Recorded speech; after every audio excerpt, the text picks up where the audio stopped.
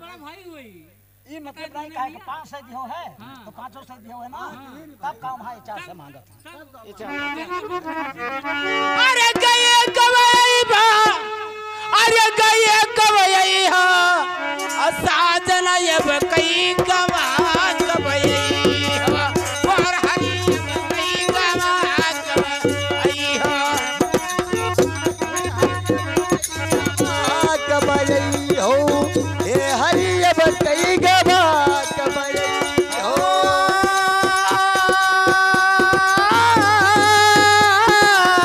साजन अब कई गवा गवई हो गुरु जी अब कई गवा हो गवई गवई बा और हरी अब कई गवा हो गवई हो साजन अब कई गवा गवई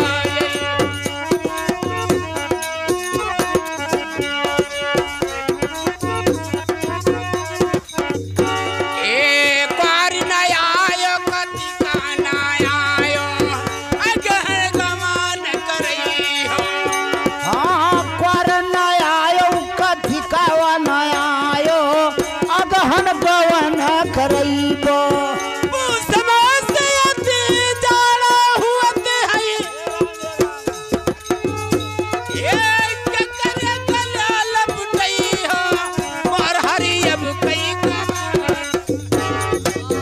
मोर हरी अब कई गवा कबई हो मोर हरी अब कई गवा कबई हो कबा आई हो कबई बो पालब अब कई गवा कबई हो मोर हरी अब कई गवा कबई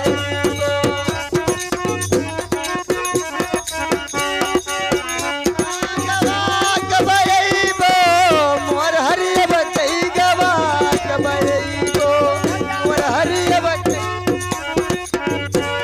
एक बार न आयो कतिक न आयो अगहन गमान करई हो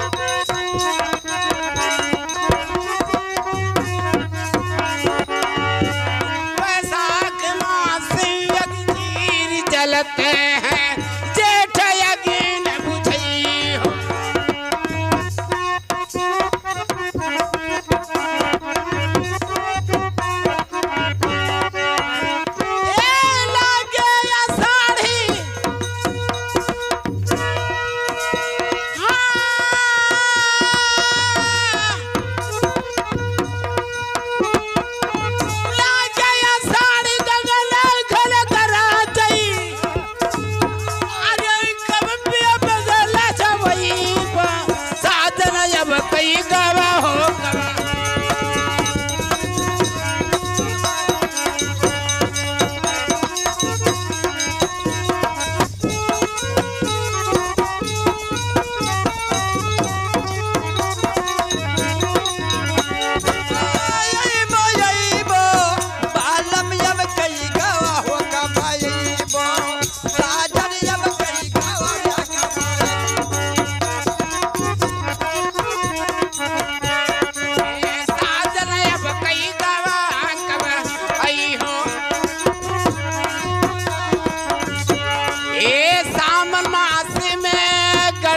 डोला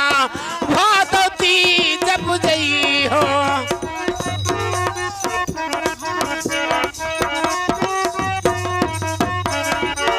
सावन मासी में गड़ल ही डोला भादती जब जई हो